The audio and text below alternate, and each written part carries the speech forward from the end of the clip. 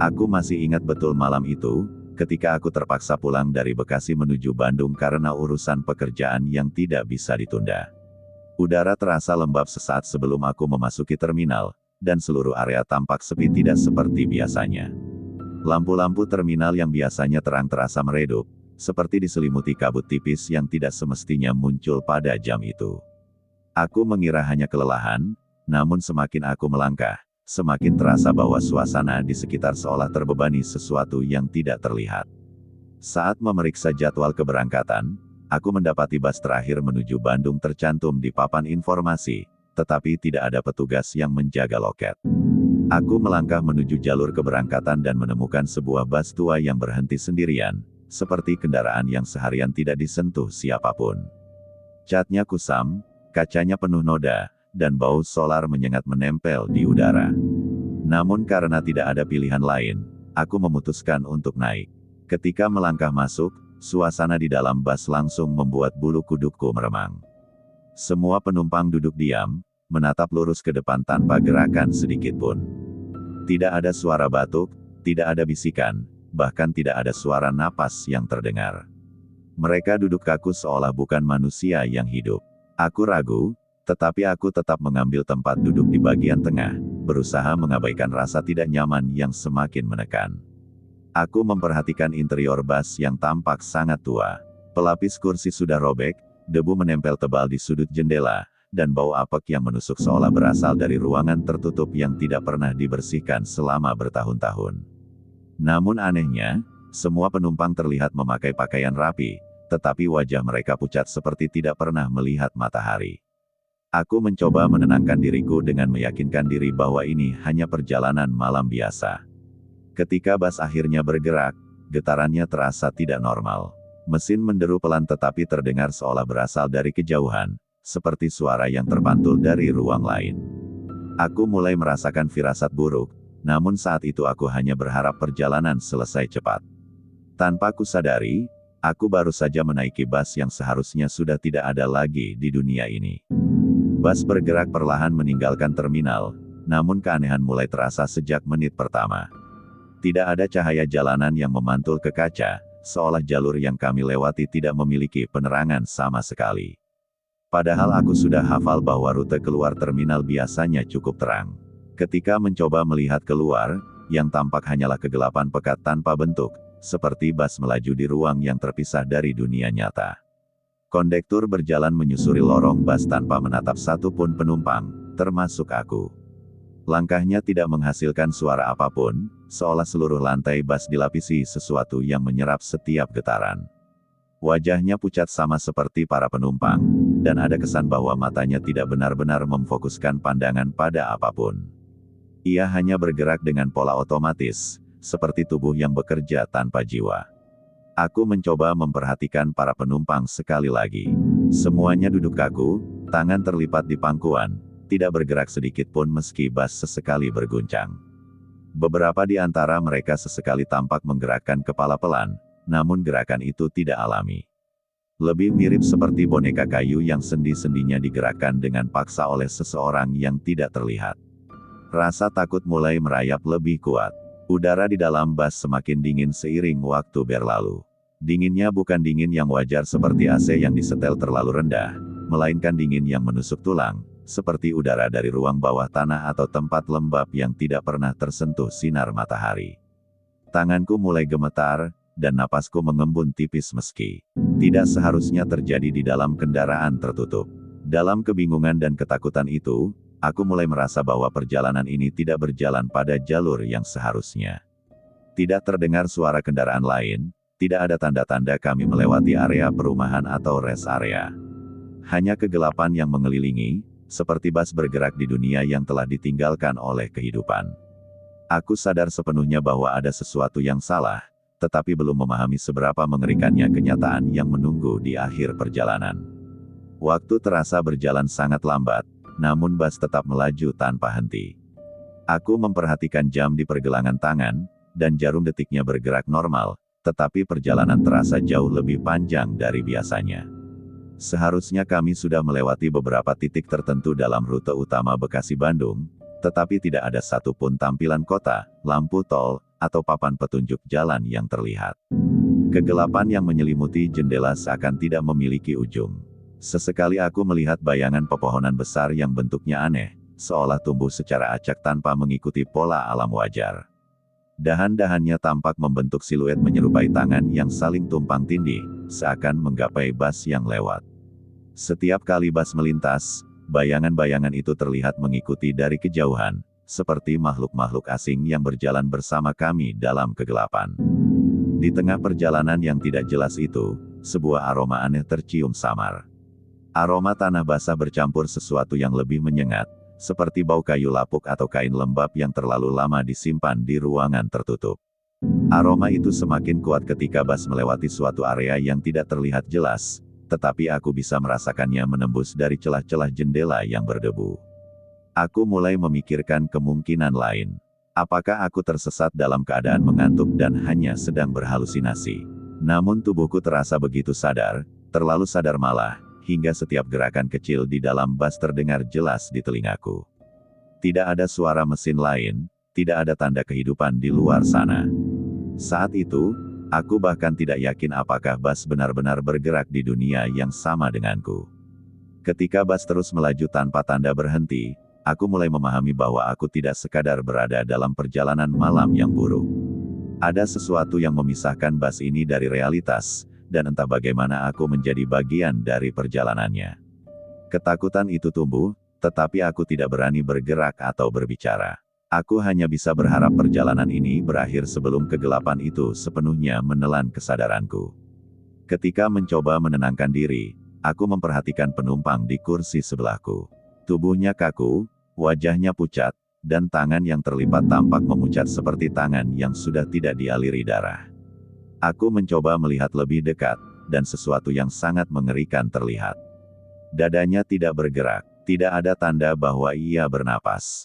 Wajahnya tampak seperti wajah seseorang yang telah lama meninggal dan hanya diposisikan dalam keadaan duduk untuk menipu pandangan. Aku semakin panik ketika menyadari bahwa bukan hanya satu penumpang yang seperti itu. Semua penumpang memiliki ciri yang sama. Tidak ada satupun yang menunjukkan tanda kehidupan. Mereka duduk dalam posisi sempurna, seakan hanya tubuh tanpa roh yang sengaja ditempatkan di kursi bas. Setiap detail wajah mereka tampak kusam dan kehilangan warna, seperti mayat yang tersimpan terlalu lama tanpa perawatan. Aku memejamkan mata sejenak, berharap semua itu hanyalah permainan cahaya atau imajinasi yang dipengaruhi kelelahan. Namun ketika kubuka lagi, pemandangan yang sama justru terasa lebih nyata. Sinar remang dari lampu bas memantulkan cekungan di sekitar mata mereka, membuat wajah pucat itu terlihat semakin dalam dan kosong. Seolah tatapan mereka tetap lurus meski tidak lagi memiliki kemampuan untuk melihat. Udara semakin penuh aroma yang sulit dijelaskan. Aroma tanah dan kayu busuk semakin kuat, membuatku yakin bahwa bas ini tidak mungkin menjadi kendaraan yang masih beroperasi normal. Aroma yang muncul bukanlah aroma yang berasal dari AC rusak atau interior kotor, tetapi aroma yang hanya muncul di tempat yang telah lama ditinggalkan oleh manusia. Seperti ruang penyimpanan tua yang tidak pernah dibuka kembali.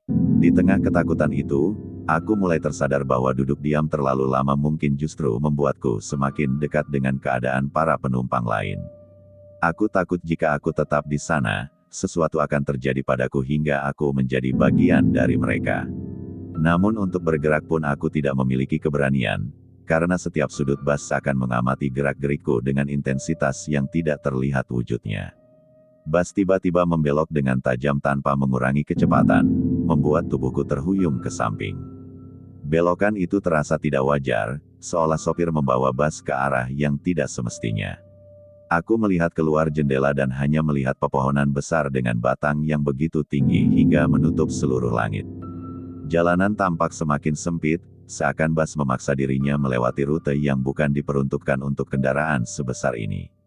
Suasana di dalam bas menjadi lebih mencekam. Lampu interior berkedip-kedip meski tidak ada guncangan berarti. Setiap kali cahaya meredup, wajah penumpang tampak berubah semakin pucat, seperti lapisan warna mereka terhapus sedikit demi sedikit oleh kegelapan. Rasanya seperti melihat makhluk yang perlahan kehilangan bentuk aslinya dan kembali pada bentuk yang lebih menyeramkan. Aku memerhatikan sendi-sendi kursi yang mengeluarkan bunyi berderit perlahan. Bunyi itu tidak seharusnya muncul jika semua penumpang benar-benar diam. Namun aku mendengar bunyi patahan kecil, seperti sesuatu yang longgar di dalam tubuh mereka. Bunyi itu muncul dari berbagai titik, seakan tubuh-tubuh itu mulai rapuh sebagaimana benda-benda yang sudah terlalu lama dibiarkan membusuk. Sementara itu, sopir terus mengemudi tanpa memperlihatkan tanda kelelahan. Wajahnya tidak terlihat jelas dari posisiku, tetapi tubuhnya tampak kaku seperti orang yang hanya menjalankan kebiasaan berulang yang tidak lagi dipahami. Gerakannya monoton, dan setiap belokan bas terasa dilakukan tanpa pertimbangan manusiawi, seolah ia tidak terikat oleh hukum fisika atau keselamatan.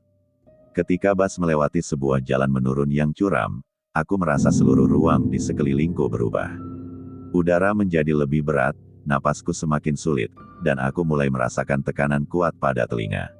Seperti bas turun ke tempat yang lebih dalam daripada sekadar lembah.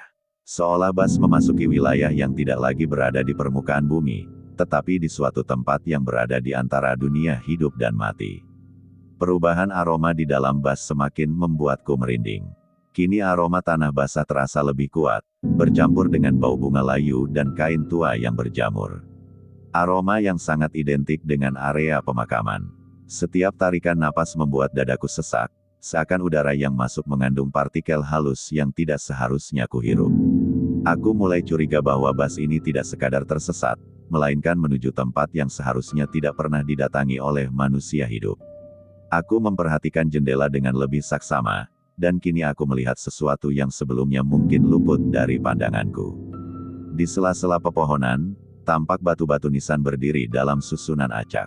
Sebagian tertutup lumut, sebagian tampak bengkok seperti ditekan massa tanah yang tidak stabil. Bas tidak berhenti, tetapi perlahan rutenya semakin jelas menuju area yang penuh makam, bukan menuju kota Bandung seperti tujuanku semula. Ketakutan itu mencapai puncaknya ketika aku menyadari bahwa seluruh lingkungan luar berubah semakin suram. Tidak ada suara jangkrik, tidak ada hewan malam, hanya keheningan yang terasa seperti lapisan tebal yang menutup seluruh area. Aku hanya bisa melihat batu nisan yang jumlahnya terus meningkat seiring bas melaju lebih dalam, seperti bas sedang memasuki jantung sebuah pemakaman raksasa. Melihat hal itu, aku mencoba meraih pegangan kursi di depanku. Tanganku gemetar, dan kulit kursi terasa lembab seperti kain yang pernah terkena air hujan namun dibiarkan mengering sendiri tanpa dijemur. Rasanya seperti menyentuh materi yang berasal dari tempat yang tidak bersih, membuatku ingin segera menarik tanganku dan mengusapnya berulang-ulang. Dalam ketakutan itu, aku menyadari bahwa bas berjalan terlalu lambat seolah mengantar sesuatu atau seseorang. Atmosfernya terasa seperti rombongan arwah yang kembali pulang ke tempat asalnya, dan aku menjadi satu-satunya manusia hidup yang ikut terbawa.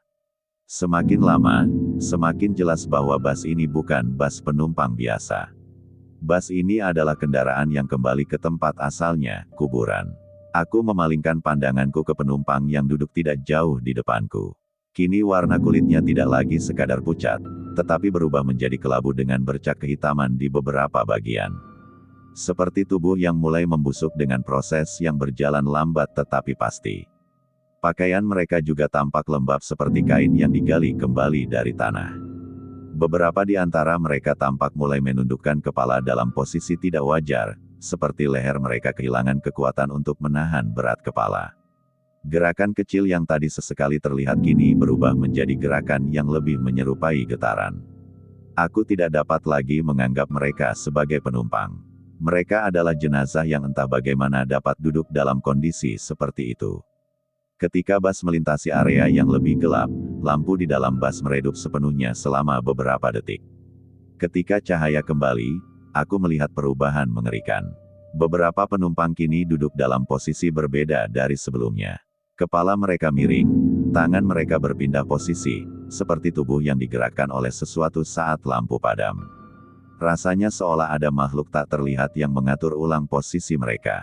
Aku tidak berani bergerak saat perubahan itu terjadi, tetapi rasa ingin tahu memaksaku untuk memperhatikan. Wajah penumpang di kursi depan kini tampak retak di bagian pipi, seolah kulitnya mulai mengering dan pecah.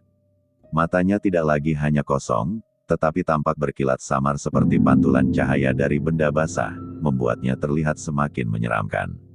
Setiap detik yang berlalu membuatku merasa perjalanan ini tidak akan membiarkanku selamat. Aku semakin yakin bahwa arwah-arwah yang duduk di kursi itu tidak menganggapku sebagai ancaman. Justru mungkin mereka sedang menunggu waktu untuk menjadikanku bagian dari mereka. Aku hanya bisa berharap bahwa masih ada kesempatan untuk keluar dari bas ini sebelum tubuhku mengalami perubahan seperti mereka.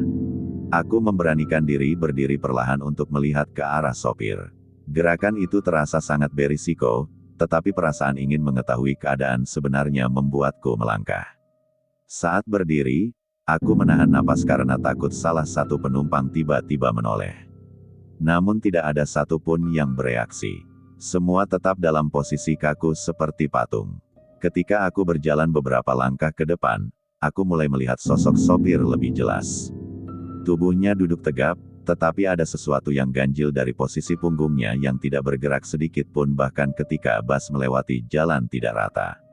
Rasanya seperti melihat seseorang yang hanya mempertahankan posisi tubuhnya melalui kekuatan yang bukan berasal dari otot hidup.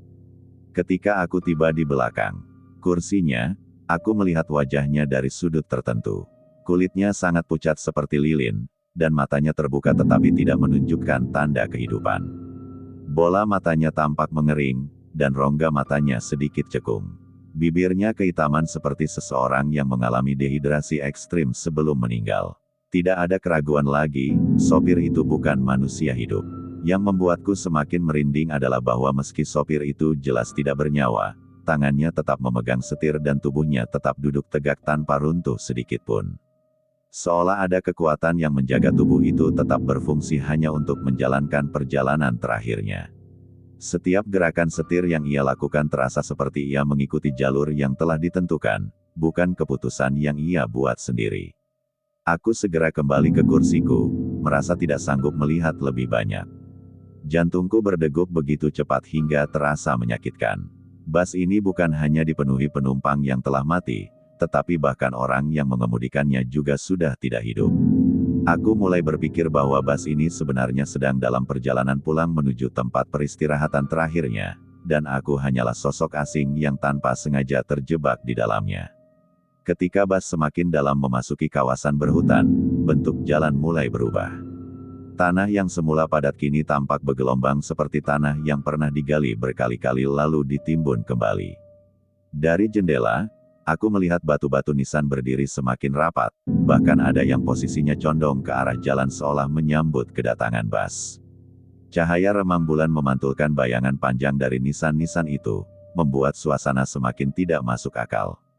Pohon-pohon besar tumbuh bergerombol, seakan membentuk terowongan alami yang menutup jalan dari segala sisi. Cabang-cabangnya menyatu di atas, menciptakan lorong gelap yang tidak mungkin dilalui kendaraan besar. Namun bas tetap menembusnya dengan mudah, seolah dunia di luar bas melunak untuk memberikan jalan. Aku menyadari bahwa aturan fisika tidak berlaku lagi saat bas memasuki area ini. Aku semakin yakin bahwa bas ini sedang menuju suatu tempat yang tidak pernah dikunjungi manusia hidup. Aroma khas tanah makam kini begitu kuat sampai membuat perutku mual. Setiap guncangan kecil membuat bas terasa seperti digiring oleh tangan-tangan tak terlihat. Rasanya seperti mengikuti prosesi pengantaran jenazah menuju pemakaman terakhir. Aku mengamati tubuh para penumpang yang mulai tampak mengeluarkan kabut tipis dari kulit mereka, seolah tubuh itu melepaskan hawa dingin kematian. Kabut itu bergerak perlahan dan menyatu dengan udara, membuat seluruh ruang bas tertutup atmosfer kematian yang pekat. Aku merasakan napasku semakin berat, seakan paru-paruku menolak udara yang penuh dengan energi aneh itu. Bas akhirnya berbelok ke sebuah jalan tanah yang lebih sempit. Dari kejauhan, aku melihat sebuah area luas yang tampak seperti pekuburan tua yang sudah tidak terawat. Nisan-nisannya tinggi dan besar, beberapa di antaranya tampak seperti monumen batu kuno. Saat itu, aku sadar bahwa tujuan akhir bas ini telah semakin dekat, dan aku berada dalam bahaya yang tidak pernah kubayangkan sebelumnya. Ketakutan memuncak membuatku memutuskan untuk mencoba melarikan diri. Aku menunggu waktu ketika bas bergerak paling lambat, berharap dapat melompat keluar meski rutenya tidak jelas. Tubuhku gemetar hebat, tetapi aku memaksakan diri untuk bangkit perlahan agar tidak menarik perhatian arwah-arwah yang duduk di kursi mereka. Saat berdiri, udara dingin menusuk kembali dan membuat lututku terasa lemas. Namun aku tetap melangkah menuju pintu belakang bus. Setiap langkah terasa berat, seperti ada tekanan tak terlihat yang mencoba mencegahku. Lampu bus kembali berkedip-kedip, memberikan kesan bahwa tempat ini menolak keinginanku untuk keluar. Sebelum membuka pintu, aku melihat kaca belakang bus. Pantulan wajahku tampak memudar, seakan cahaya di dalam bus mengikis eksistensiku perlahan. Aku merasa bagian tubuhku mulai mati rasa, terutama di ujung-ujung jari. Seolah bus ini mulai menarikku menjadi bagian dari keterasingan yang ada di dalamnya. Ketika aku mencoba menekan tuas pintu, pintu itu tidak bergerak sedikit pun. Seperti terkunci oleh sesuatu yang bukan kunci fisik. Aku mencoba dengan kekuatan penuh, tetapi tidak ada perubahan. Bus seolah memahami niatku dan menolak memberiku kesempatan untuk melarikan diri. Aku merasa seperti seseorang yang terperangkap dalam ritual kematian yang tidak bisa dibatalkan. Dengan putus asa, aku kembali ke kursiku sambil menahan rasa panik yang hampir membuatku kehilangan kendali. Rasanya tidak ada celah untuk melarikan diri. Setiap arah yang kutuju terasa tertutup, seolah bus ini ingin memastikan aku ikut sampai ke tujuan akhir mereka. Untuk pertama kalinya, aku merasakan bahwa hidupku mungkin benar-benar akan berakhir malam itu. Saat kembali duduk, aku mencoba memperhatikan lebih detail interior bus yang sebelumnya kuabaikan karena terlalu takut. Kini aku melihat sesuatu yang lebih mencurigakan. Di bawah salah satu kursi, aku menemukan sebuah tas kecil yang tampak rusak dan tertutup debu tebal. Tas itu jelas bukan milik penumpang yang sedang duduk, karena tubuh di kursi tersebut sudah terlalu rapuh untuk membawa barang. Aku menunduk untuk melihat lebih jelas, dan di atas lantai kulihat banyak goresan kecil seperti bekas kuku atau benda tajam yang mencakar permukaan. Polanya acak tetapi tampak baru, tidak sewarna dengan debu yang menutupi bagian lain. Aku merinding memikirkan bahwa seseorang sebelumku mungkin pernah berusaha meloloskan diri, namun tidak pernah berhasil. Selain goresan itu, aku menemukan beberapa helai rambut yang terjebak di antara celah kursi. Rambut itu terlihat sangat baru, berbeda dengan kondisi interior bus yang nyaris membusuk. Rasanya seperti bukti bahwa penumpang hidup pernah berada di sini sebelum aku, tetapi entah bagaimana kini sudah tidak ada lagi. Aku mulai memahami pola keanehan itu. Bus ini tampaknya sesekali muncul di terminal tertentu, membawa satu penumpang hidup tanpa mereka sadari. Setelah dibawa dalam perjalanan menyeramkan ini, penumpang itu perlahan berubah seperti penumpang lainnya, menjadi bagian dari arwah yang duduk kaku di kursi. Jika itu benar, maka penumpang yang kubayangkan tadi mungkin telah menjadi salah satu dari mereka. Temuan itu membuatku semakin putus asa. Aku tidak hanya menaiki bus berhantu, aku menaiki bus yang sudah berkali-kali mengambil korban.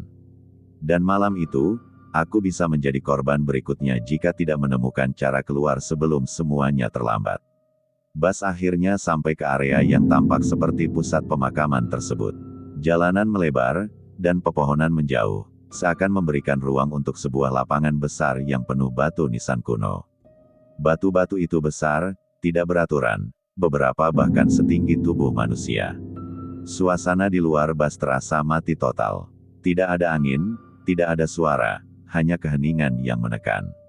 Ketika bus berhenti perlahan, seluruh tubuhku bergetar tak terkendali. Ini pertama kalinya selama perjalanan bus benar-benar berhenti. Penumpang lain tetap tidak bergerak, tetapi suasana di dalam bus berubah drastis. Rasanya seperti semua arwah di dalam bus membuka mata batin mereka dan menyadari bahwa kami tiba di tempat yang seharusnya menjadi tujuan akhir mereka. Aroma yang selama ini samar kini menjadi sangat kuat. Bau tanah basah, kayu lapuk, dan aroma khas makam bercampur menjadi satu. Seperti aroma lubang kubur yang baru dibuka. Aku bahkan bisa merasakan hawa dingin keluar dari celah pintu saat angin malam perlahan menyusup masuk, membawa serta energi kematian dari luar bus.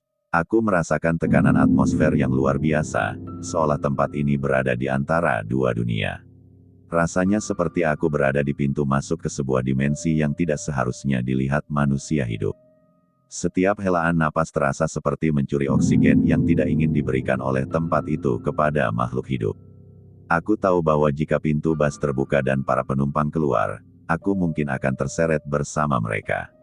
Aku harus menemukan cara keluar sebelum itu terjadi. Namun saat itu, aku tidak tahu bagaimana caranya, karena seluruh bus tampak seperti cangkang kematian yang tertutup rapat dari segala sisi. Ketika bus berhenti total, lampu di dalam bus padam sepenuhnya selama beberapa detik. Dalam kegelapan itu, aku merasakan perubahan gerakan kecil dari arah kursi penumpang. Tubuh-tubuh itu seakan mendapat energi baru, seperti mereka siap untuk kembali ke tempat asalnya. Napasku tercekat saat merasakan getaran halus dari lantai bus, seolah sesuatu berjalan di bawah kami. Ketika lampu kembali menyala, aku melihat betapa tubuh para penumpang kini condong ke depan sedikit demi sedikit, seperti mereka berada dalam proses untuk berdiri. Meskipun gerakannya lambat, momen itu cukup membuatku panik. Aku memahami bahwa bus ini akhirnya tiba di tujuan kematian mereka, dan aku tidak boleh ikut dalam rombongan itu. Saat itu, aku menyadari bahwa satu-satunya kemungkinan keluar adalah jendela. Meski kaca terlihat kusam dan berdebu, aku berharap kaca itu lebih rapuh daripada pintu bus yang tidak bisa kubuka. Dengan sisa keberanian yang kupunya, aku meraba bingkai jendela di sebelahku, mencari celah atau titik lemah. Tiba-tiba, aku merasakan garis retakan kecil pada kaca ketika aku tekan dengan tangan. Retakan itu meluas perlahan, tetapi cukup memberi harapan. Aku menekan lebih kuat meski tangan terasa sakit, dan retakan semakin besar. Aku tahu ini adalah kesempatan terakhirku sebelum para arwah itu berdiri sepenuhnya. Ketika kaca akhirnya pecah sebagian, udara malam yang sangat dingin langsung masuk dan menusuk kulitku. Namun aku tidak peduli. Dengan tenaga tersisa, aku memaksa tubuhku keluar melalui celah yang cukup besar untuk dilalui. Ketika kaki kiriku berhasil keluar, aku merasakan sesuatu di dalam bus bergerak cepat seolah mencoba menghentikanku. Namun aku memaksakan diri meloncat ke tanah yang dingin dan keras di luar bus. Begitu tubuhku menyentuh tanah, aku berlari tanpa menoleh ke belakang. Suara yang terdengar dari arah bus tidak terdengar seperti suara manusia atau mesin, melainkan seperti bisikan bernada rendah yang bercampur dengan erangan pelan. Seolah bus dan seluruh isinya berusaha memanggilku kembali. Namun aku tidak berani melihat, karena aku takut melihat sesuatu yang akan menghantui pikiranku selamanya. Kegelapan malam begitu pekat dan hanya diterangi cahaya bulan yang remang-remang. Aku berlari melewati nisan-nisan besar yang tersebar acak. Beberapa di antaranya hampir membuatku tersandung. Tanah yang kupijak terasa lembab dan licin, membuat beberapa kali aku hampir terjatuh. Namun rasa takut membuatku terus berlari tanpa memperlambat langkah sedikitpun. Setelah berlari cukup jauh, aku melihat cahaya kecil di kejauhan. Cahaya itu tampak seperti lampu jalan atau cahaya dari rumah-rumah penduduk. Aku berusaha menuju ke arah itu meski nafasku hampir habis. Semakin mendekat, semakin aku merasakan atmosfer kematian di belakangku mulai menghilang, digantikan oleh sensasi dunia nyata yang lebih hangat. Ketika akhirnya mencapai batas area pemakaman itu, aku mendapati bahwa tanah berganti menjadi aspal normal. Aku berhenti sejenak untuk memastikan bahwa aku benar-benar telah keluar dari wilayah yang mengerikan itu.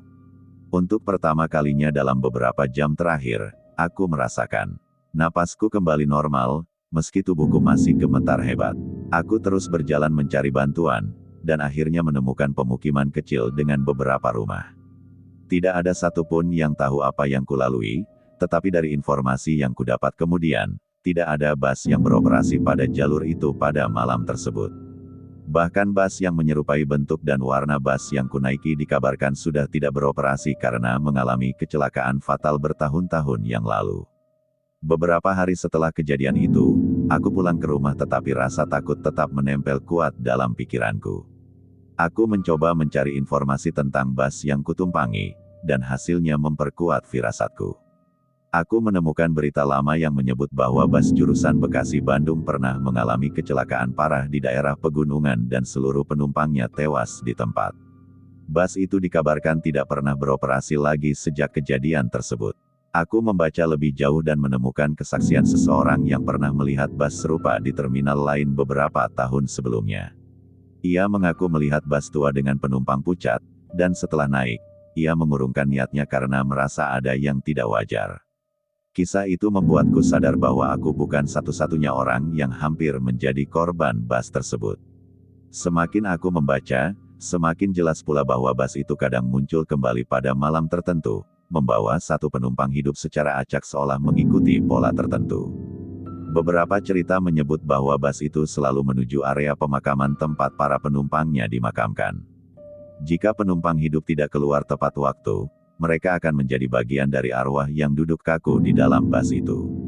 Kenyataan itu membuatku sulit tidur selama beberapa malam.